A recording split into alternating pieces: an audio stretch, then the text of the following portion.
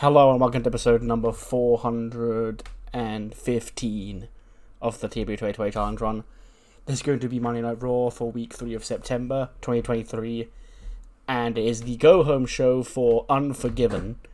But more importantly than that, it is what Tonya Breeze tonight has dubbed the Otis Show. And I can confirm that in the main event tonight, Tonya Breeze has a chance to throw a spanner in the works of Unforgiven, because she's got Otis a shot at the WWE Championship. He'll take on Drew McIntyre in tonight's main event. Also announced for the show, we have Sheamus and Chad Gable against LA Extremes, Dominic Mysterio and Jorge Santana, ahead of the two singles matches at Unforgiven. I'm going to be completely honest before I start this show. Pretty much all the build I've wanted to do for Unforgiven is done, so, this is basically just a filler go-home show. But yes, what matters more, anyways, what you think, so... I'm saying this at the start of the episode, it's like, that's how you know it's weird. Anyway, let's jump straight into the show. The show opens with Tonya Breeze on the screen, like it'd be cut straight to the back and she's just there talking to the camera. She goes, "Ladies and gentlemen, I must first give my praise to Dave Bautista and to Rick Boogs. They're not here tonight because they gave me the honor and the blessing to dedicate tonight to the greatest, most handsome, most debonair WWE superstar on Monday Night Raw, to Otis." Now, I know a lot of you are excited for Unforgiven this Saturday and to see Drew McIntyre, Cody Rhodes, and Finn Balor and AJ Styles in that fatal four-way. But that's not going to be for the WWE Championship, because Otis tonight becomes WWE Champion once again. And you will all revel in the glory that is the soon-to-be newest member of the Maximum Male Models, Otis. And then she turns around and Rhea Ripley sort of just shoulder checks her on her way out to, I imagine she's in Gorilla, and then Maxine turns around. Who the fuck is Max? So Tonya Breeze turns around, and Rhea's just like, "What, get out your fucking way, or else I'll beat up Otis as well," or some shit. Then her music hits, and she walks out for the opening match, which is 6-woman tag team match. It's going to be Rhea Ripley teaming with the Fierce and the Fabulous against Sasha Banks, Roxy Perez, and Kairi Sane. In a 90 rated match. We take those all day, every day. Goes for 16 minutes and 8 seconds. And it is Rhea Ripley, the Fierce and the Fabulous, those being Carmella and Shayna Baszler, defeating Roxy, Kairi, and Sasha when Rhea pins Roxy Perez with a Riptide. 90 for Sasha Banks, 88 for Kairi Sane, 83 for Roxy Perez, 79 for Shayna Baszler, 60 for Carmella, and a 94 for Rhea Ripley. Yeah, just a big, fun 6... I don't do enough, multi-woman tag. Well, that's a lie, because I did one on SmackDown not too long ago with the, Queendom. But I still don't think I'll do enough, I'm going to call them the GM mode special, where you have two rivalries and you intertwine them into the same match. I don't do enough of those, and they are a good crutch. They are a nice, fun TV main event to always get out. So, yeah, that's what this was really. 90-rated match. The game seemed to like it. We then cut from that back to Tonya, and she's with Pretty Deadly. She goes, "Right, hold on." She goes, "Let me get this straight. Tonight's the Otis show." And she goes, "That's correct. Why?" And he goes, "Well, I'm just thinking, you've got the Maximum Male Models here, and you've got Otis, who's a disgusting pig. You could have made this whole entire show about Pretty Deadly and, the actual tastiest snacks here on Raw." She goes, you guys have been so rejecting of Otis since I first took him in the last Maximum Male Models tryout. Are you perhaps jealous of him stealing your thunder?" And they just laugh and look at each other and go, "No, boy. We're right about him ruining the reputation of this great, prestigious group." And Tony goes, "Well, you guys have not really been performing great lately, so if you want to help improve the look of this group, I bought you a tag team match tonight, so go and win that, and then we'll see how good you guys are doing."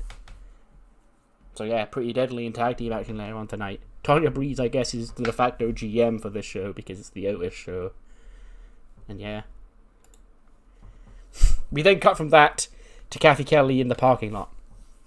And she says, I'm standing by waiting for the arrival of the American Nightmare, Cody Rhodes. Cody says he's coming here tonight and he's got a message for Drew McIntyre. And of course, Drew McIntyre is in that main event, defending, against Otis, his WWE Championship. So now we're all waiting for the American Nightmare's arrival.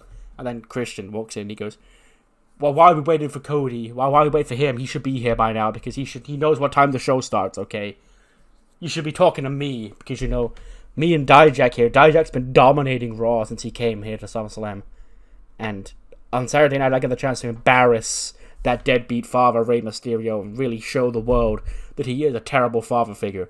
Because I am a great father figure. Because I proved that last week when Dijak beat that poor, helpless young man whose father who so sadly left us, but nobody cared about his dad anyway because nobody even knew who his dad was. Nobody knows who he was. Nobody knows who he's ever going to be.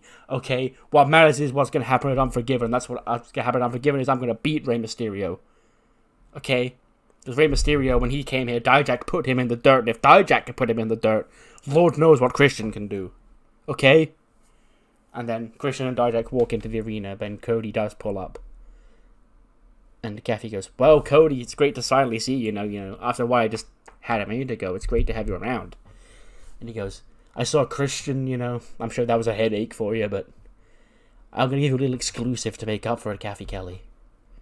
I hear through the grapevine that Drew McIntyre is defending the WWE Championship tonight against Otis. And now, of course, Otis, the former WWE Champion himself, you can't write him off, but should Drew McIntyre retain that WWE Championship tonight, my WWE Championship tonight, well, his show doesn't end at the main event, Kathy. I'm coming to that ring, and I'm going to fight Drew McIntyre. And if Finn or AJ, I love both of you boys, stay in the back for this one. 85, a random-ass tag team match I just made because I knew it would bang. It is the other two members of LA Extreme, being Santos Escobar and Rush, taking on the Cyclone in tag team action. And it is Santos Escobar and Rush picking up, I guess, kind of the upset win over the Cyclone when Rush pins Ricochet with a Rush driver in 1605. 83 for Rush, 69 for Santos Escobar, 95 for Ricochet, and an 87 for Big Bronson Reed. Yeah, big win for the Cyclone here on Raw. Not the Cyclone, big win for LA Extreme. And of course, later on tonight, we'll see the other two members of the group being Jorge Santana and Dominic Mysterio, taking on Sheamus and Chad Gable in tag team action ahead of the two singles matches being Gable and Santana and Sheamus and Dom at Unforgiven. We then cut backstage. Otis is there. He's putting his gear on. He's doing his warm up, lifting weights or whatever, looking at himself in the mirror, getting all hyped up for the main event. He's got a chance to be WWE Champion. Then Brooks Jensen walks in with J-Flo following him. And he goes, "Sup, big man, big match tonight, I hear." And he goes, oh yes. He goes, so, over the last couple of weeks, we've been letting women get to us. And I get it. But as well, I've got your back tonight, big man. I'll be there. I'll be watching on, because I know you're not going to want me at ringside. I know Tanya's probably got some sort of ban on me being out there. So I'm not going to bother going out there and supporting you, because I trust that you can do it by yourself. But I'm rooting for you, big boy. And then I imagine J-Flo there just snooting around the locker room. And then one of the members who's not, we're gonna give one of the lesser members a shine. Let's say this is Mizuki. She snoots around in a drawer or something. She finds a business card for the Maximum Male models.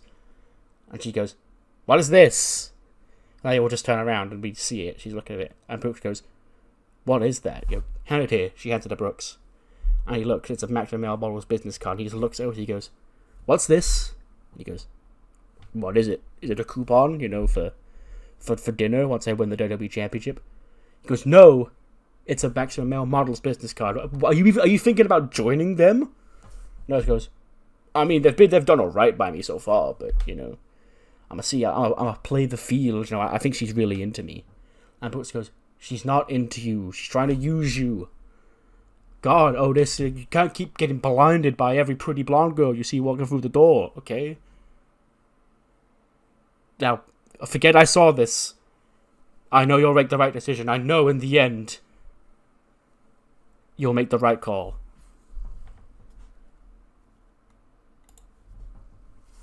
We didn't see a backstage segment.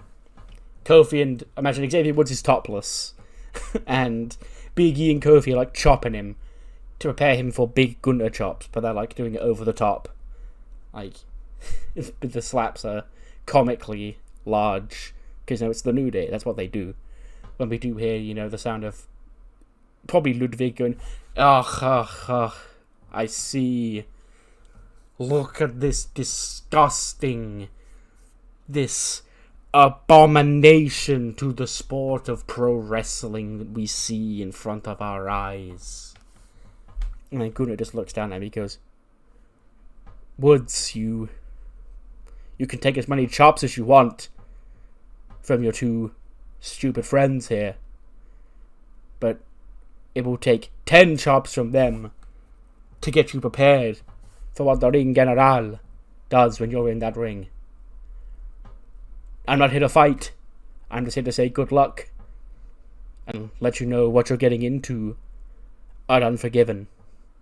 And Xavier Woods is like, well, I know what I'm getting into. I've been watching you since you got here to Raw, okay? And I know you're the top guy, okay? Not many people on this roster would step up to you for a fight. And that's why I had to step up for you for a fight. Because if I'm going to become WWE Champion, I'm going to fulfill this New Day prophecy. I gotta beat guys like you. I can't be intimidated by guys like you. So sure, you bring your A game, Gunter. Because at Unforgiven, when that bell rings, you're going to be standing face to face with Xavier Woods, the former New Day member, the guy with the trombone. You're going to face the consequences of Xavier Woods. I just want to know if you can handle that. And then he walks off, and then Gunter sort of just smirks in his smug Gunter fashion. Oh, this got an 80, okay. Didn't expect this to do so well. Just a random 9-minute match. Bayley getting another one on the show. She beats Danny Jordan 9 minutes and 5 seconds with a rose plant. 79 for Bayley, 78 for Danny Jordan. She only got one rating worse than Bayley. Really? Okay. Yeah, sure. But yeah, Bayley does get a nice win. I think she is unbeaten since coming to Raw. She beat Zelina, she beat Mackie, and now she's beaten Danny. Yeah. But another win for her. She hasn't really got a feud going on right now, so just keep her on TV, give her wins. We then see Rhea Ripley walking through the hallway when Kathy Kelly walks up. And Rhea just looks and goes, What, Kathy, what? Well, what could you possibly have to say? I just want to, get your thoughts on tonight and, last week's main event and what happened with Charlotte. And Rhea went, Kathy, let me ask you a question. When was the last time you saw Charlotte Flair leave Raw on a stretcher? You can't think of one, can you? Because it doesn't happen. Okay, because Charlotte thought she was the top dog in this women's division. And she was for the longest time. But not anymore. Because every single time I've stepped into the ring with Charlotte, I've had her number. She thought winning against me at WrestleMania all those years ago was going to stop my rise. It only made me hunger for more. First Becky, now Charlotte. Who's next? Well, that's a rhetorical question, Kathy. I can tell you exactly who's next. Sasha Banks. Unforgiven. When I take that women's championship, and nobody's taking that championship off of me. Because once Mommy's on top, she stays on top. And I've proven that anyone who wants to step to me, well, you see what happens to them.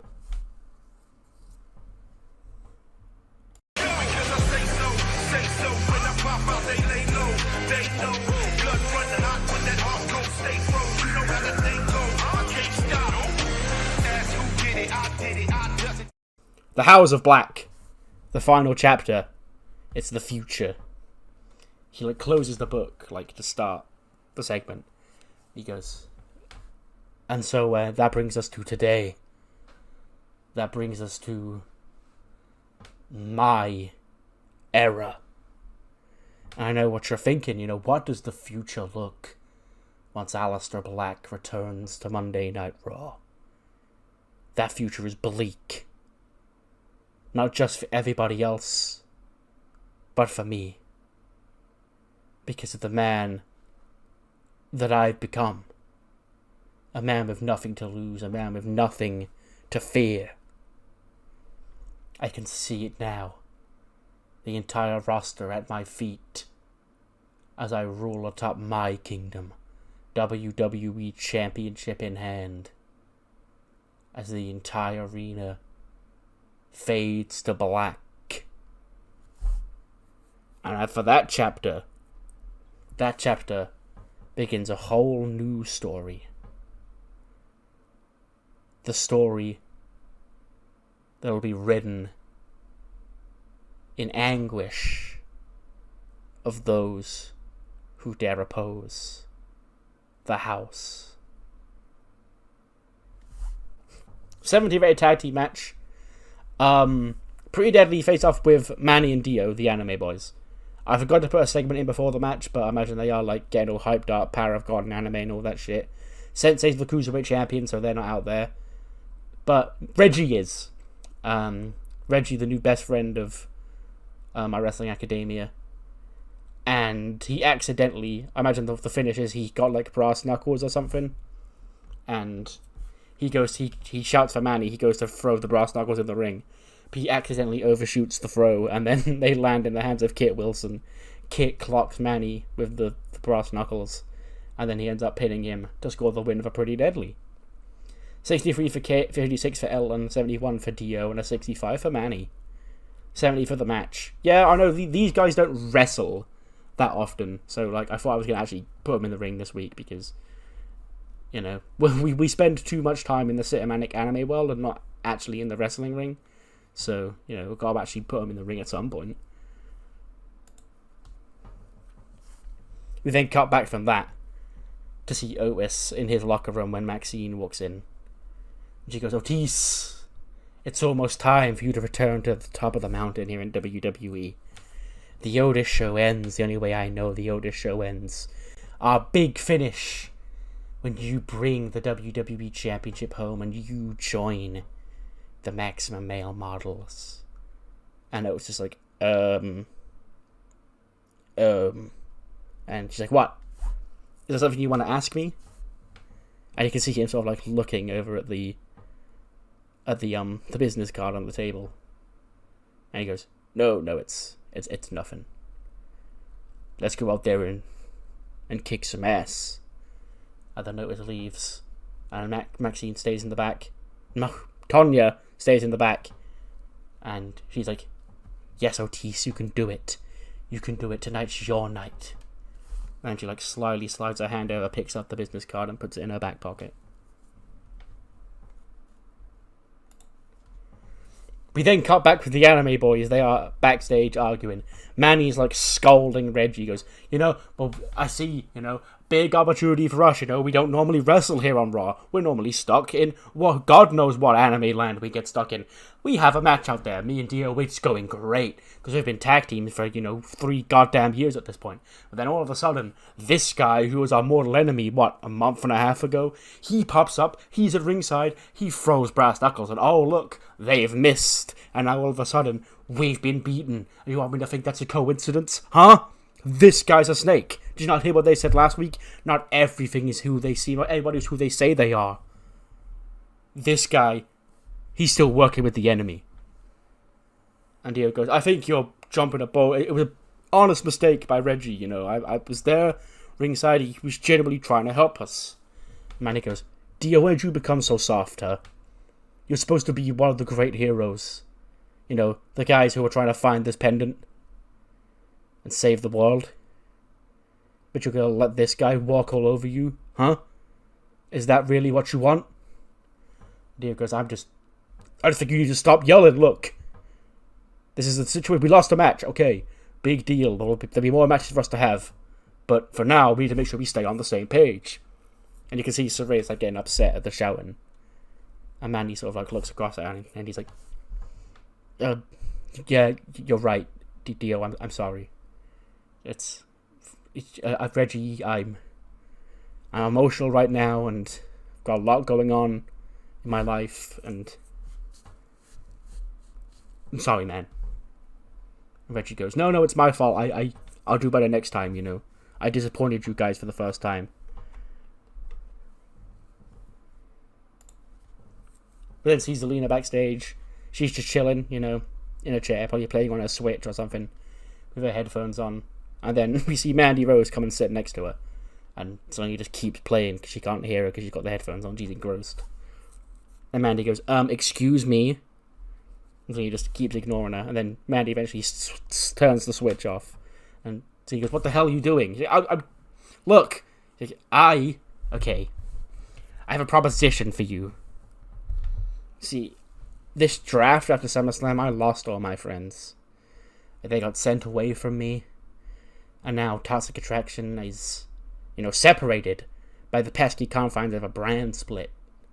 Because I guess I'm such a big superstar that Raw wanted me to stay and not Gigi and JC, which, you know, is rude. And you've lost all your friends too. And so he's like, yeah, what's your point? Like, I'm fine being by myself, you know. So I actually welcome it, a lot of alone time sometimes. Mandy goes, no, but what I'm saying is that you don't have to have that alone time. You know, we're both looking for new friends, so this is me extending the olive branch to you. You know, we could probably do some great work as a tag team. And so he just laughs and goes, not interested, thanks. But I tell you what I am interested in, Mandy. Next week, you and I can share the ring, but it won't be as partners. It'll be as opponents. See you out there. And Mandy's like, oh, well, what a fucking bitch. You know, I tried. What the fuck? Wait, that was terrible timing from me. Because I've just done this whole segment of Mandy moaning about the brand split, saying that, oh, you know, Gigi and JC got taken away from me because the brand split is fucking cringe and they wanted to go to ECW. Only for me to have booked this match and Gigi to have been on Raw. Because it's a fatal four-way. Alexa, Ivy, Morgan, and Gigi, which is, you know, the women's tag team four-way Unforgiven. One member from each. And on SmackDown, it will be Nikki Cross, Tatum Paxley, Hamza Katana, and JC Jane. But yeah, I get that just made me laugh. I've just realised I've ran this whole angle that's like Mandy's moaning about not having Toxic Attraction on Raw, but then the very next segment, actually, we're going to lean into the bit, actually. If you imagine this on the actual show, it's one of those backstage segments that like fades into the interest of the next match. we'll linger on Mandy's angry face after Zelina turned down her team and challenged her to a match next week. And then we cut back to the ring, and then Toxic Attraction's theme hits, and out come Gigi and JC before we go to ads for the rest of the entrances. Yeah.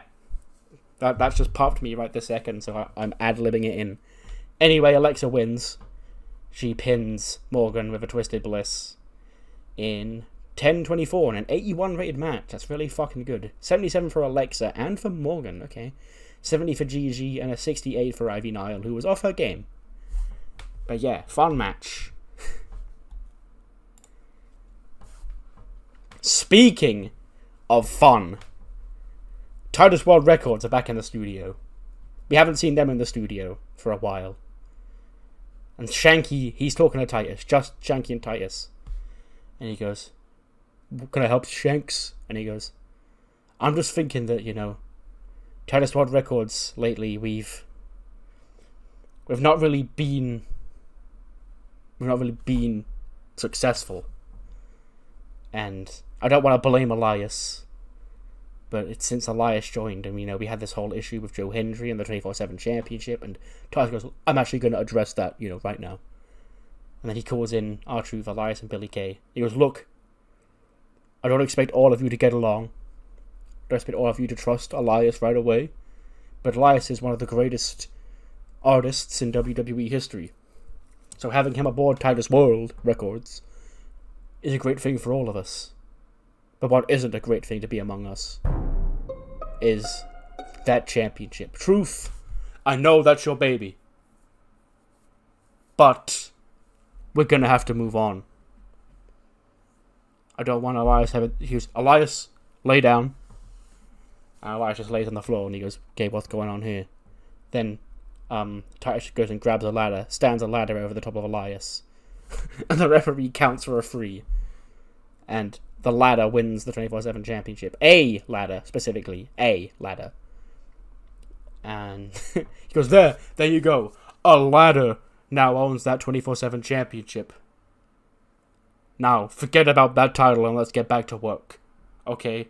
Out of the studio, we're going out. And then they all leave the studio. Then we can just hear them talking in the hallway or whatever. And we hear Billy go, oh wait, I forgot something. She runs back into the studio. And she looks around. She accidentally knocks over the ladder with the 24/7 championship. She goes, oh. And then Titus goes, is it okay in there, Billy? She goes, yeah, it's fine, mate, it's fine. And then with the ladder on the floor, Billy just lays on the ladder and pins the ladder to win the 24/7 title back. And she, stuffs it in her bag or something so that Titus doesn't know she's got it. And then she runs back to meet up with the group. So yeah, 24/7 hijinks. It's been a long time. Elias held that belt for 72 days. It's been a long time since there's been 24/7 title shenanigans on this show. But we're back, baby. And it's gone from A ladder to Billy Kay. We then hear from Carlito and Ray in a pre-tape. And he goes, I thought I knew Christian, okay? Christian, me, him, and Edge came through together, we were like brothers.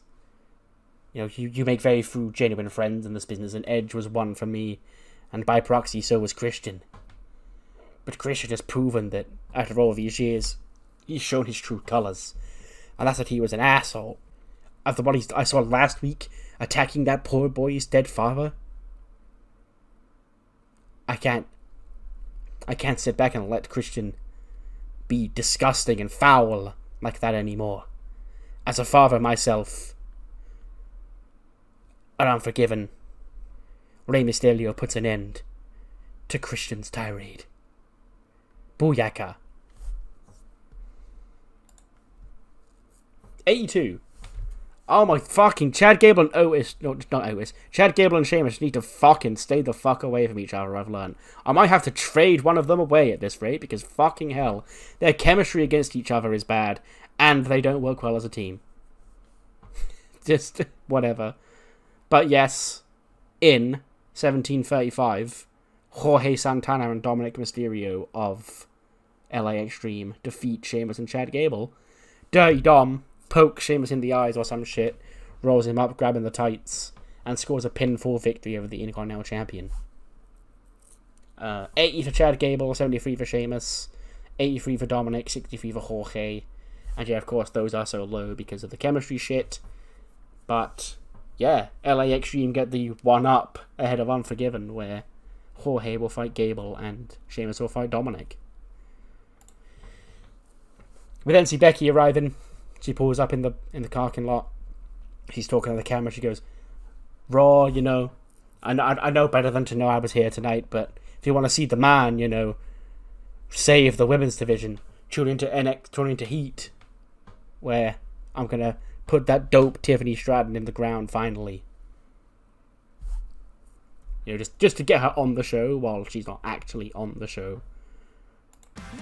Speaking of the show, we have one match announced for next week's Raw that we know of, and that's Mandy Rose against Zelina Vega, which we heard about earlier on tonight. Mandy, tried to recruit Zelina. They both lost their friends, so she wanted tag teams. Zelina said, no, let's not do that. Let's fight each other. So yeah, that'll be going down next week. Zelina Vega taking on Mandy Rose.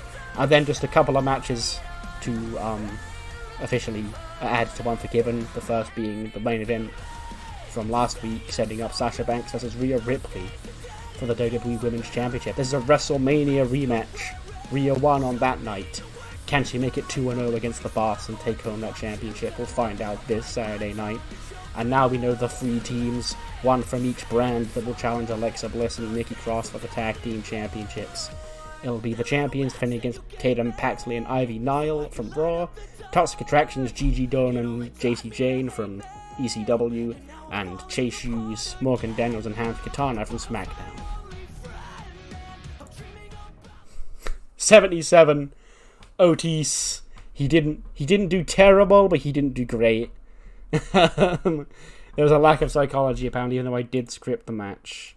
And they both had over 60. So I don't understand why. But whatever. I've long since realised that I do not understand how the psychology works in this game. So, but yeah, of course, Drew McIntyre does retain. Makes him number 1 of the WWE title. He gets an 88 and a 71 for Otis, who, sadly, on the Otis show, has come up short here tonight. Oh my goodness gracious. A 100 rated segment. Tonya Breeze comes out as Otis is on the floor. And she goes, "It's okay, Otis. It's okay, Otis. You'll get him next time. You'll get him next time." As he gets to his feet, she low blows him. Eve Torres on Zack Ryder style. Boo. Ellen Prince and Kit Wilson run into the ring. They start double teaming Otis 2-on-1. Brooks Jensen storms out from the back. He fights off pretty deadly as Otis gets to his feet. Tonya gets in his face. Mackie comes out. She headbutts Tonya, takes Tonya to the floor. And then Mackie grabs the mic. She goes, "Bitch! Saturday. Us 3. You 3. They're officially setting up the final confirmed match for Unforgiven. It will be 6-person mixed tag team match as Otis, Brooks Jensen, and Mackie take on Pretty Deadly and the in-ring debut of Tonya Breeze. Somehow this has ended up being one of the most high-profile matches on the show because, it's been building since, the Raw after SummerSlam. And it's got the main event, quote-unquote, slot tonight. Not actually the main event slot tonight, because after that we go to ads. Then when we come back, Drew McIntyre stood in the ring. Because Cody, I heard what you said earlier on tonight, and make no surprise, of course, Drew McIntyre is still the WWE Champion. So if you wanted to fight like you said you wanted to fight, you get your arse out here right now. Cody storms out, probably got a chair or something. He starts swinging at Drew. Him and Drew probably start just fighting each other. Drew rolls to the outside. He grabs a chair of his own. They start swinging the chairs at each other. And then Cody does get the upper hand. He goes to hit a crossroads on Drew McIntyre when AJ Styles flies in out of nowhere and hits a phenomenal forearm on Cody. And he goes, "Huh? Told me to stay my ass back there, This is championship business, huh? Cody, I respect the hell out of you.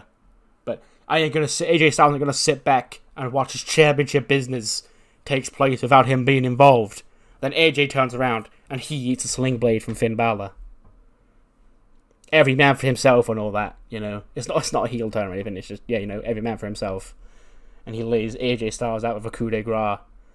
And Raw ends with Finn Balor, a man standing tall, holding up the WWE Championship. Will that be the scene this Saturday night at Unforgiven? We've only got 5 days to find out. 87 rated show. The Otis show, didn't disappoint. There was a lot of Otis on it. I'm stunned I didn't get the note that Tonya was used too much. But apparently they like her, so yeah. And then we move on to Heat, which will feature the 4th matches of the A block of the Mae Young Classic, as well as Becky Lynch taking on Tiffany Stratton. Heat kicks off. Becky makes her entrance, big pop. Miss Heat herself is here. She gets the ring. She said, "Come on, Tiffany, come on, time for you to finally get this ass whooping." And Tiffany comes out and she's, she's not dressed to compete. And she goes, Becky, relax, Becky, look.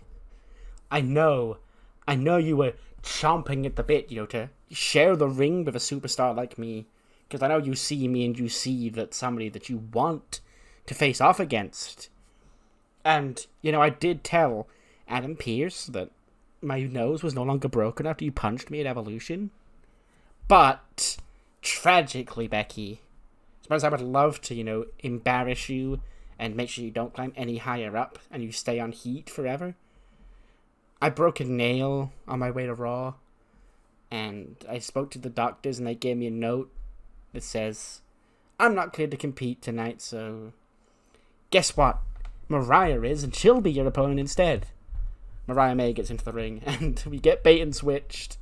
Becky ends up facing Mariah May, which gets a 69. We take that, This is probably dragging down Becky's average match score, like for the end of year awards and shit. But it's also giving a lot of people their best match. So, like, you win some, you lose some. Io's winning that award anyway. So, or Asuka, actually, because they were both in the 100, and I think Asuka might have the better year. So, anyway, doesn't matter. Becky wins this match, 7:46 by submission, disarmer, 22 for Mariah May, 86 for Becky Lynch. Then after that hot opener, we begin the 4th round A block Mae Young Classic matches, which gets us underway with this match. Lola Vice versus Jade Cargill, a main event in any arena. A very popular match on the Twitter, but Jade Cargill wins again. She gets her 4th win. She's now 4-0 in this tournament. She beats Lola with the Jaded in 10-15. 51 for Jade, 24 for Lola Vice. The next match in the tournament gets a 14. Yeah, of course it does. That's the reason this is in the middle of the show. Carmen Petrovic, Kalani Jordan gets 7-21. Kalani pins Carmen to score her 2nd win. So she's now 2 for 2, I believe, Kalani. Carmen gets a 23, 21 for Kalani Jordan. Sure. 32 for this match. It's Raven Creed taking on Melanie Gray. Raven Creed wins in 11:58 with a neck breaker. They don't seem to click, which is just phenomenal.